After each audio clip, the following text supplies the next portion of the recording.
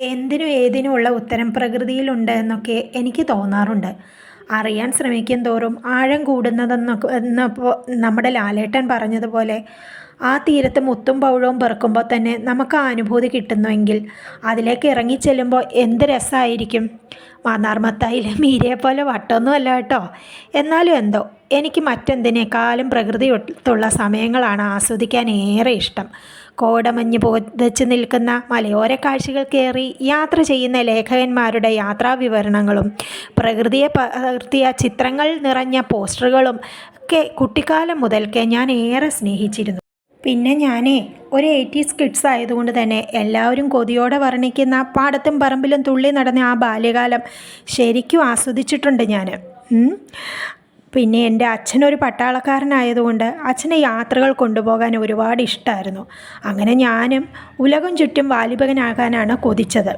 ഞങ്ങൾ കോട്ടയംകാർക്ക് അന്ന് എറണാകുളം വലിയ പട്ടണമായിരുന്നു.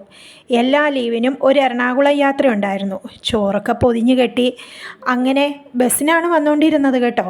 എന്നാലും അതൊരു ഭയങ്കര അനുഭവം തന്നെയായിരുന്നു.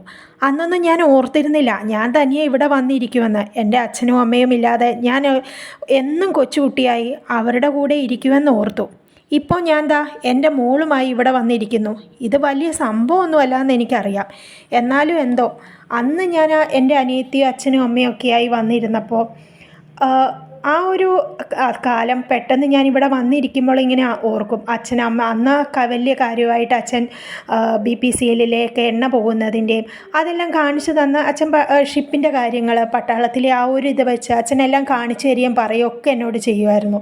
അങ്ങനെയൊക്കെ ചെയ്തുകൊണ്ടിരുന്നപ്പം എന്നും ഇങ്ങനെ കൊച്ചുകുട്ടിയായിട്ട് അവരുടെ കൂടെ കല്യാണരാമനിൽ ടിൻറ്റുമോനായിട്ട് എനിക്ക് അച്ഛൻ്റെ അമ്മയുടെ ഇടയിൽ കിടന്ന് കൊഞ്ചണമെന്ന് നമ്മുടെ ഇന്നച്ചൻ പറയുന്നത് പോലെ അങ്ങനെയൊക്കെ വിചാരിച്ച് പെട്ടെന്ന് ഞാനെന്തോ ഇവിടെ വന്നിരുന്ന് തന്നെ ഈ സൂര്യോദയമൊക്കെ സൂര്യോദയമല്ല കേട്ടോ, സൂര്യാസ്തമനമാണ്.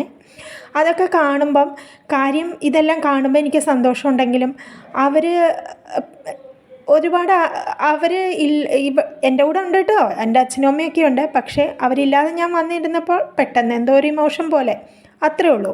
എന്നും എൻ്റെ ഈ കഥകളൊക്കെ ഞാൻ അമ്മൂട്ടിയോട് പറഞ്ഞാണ് കൊതി തീർക്കാറ്. എത്ര പറഞ്ഞാലും എനിക്ക് ഈ കഥകളൊന്നും മതിയാവില്ല. എന്താണ് ചെയ്യുക.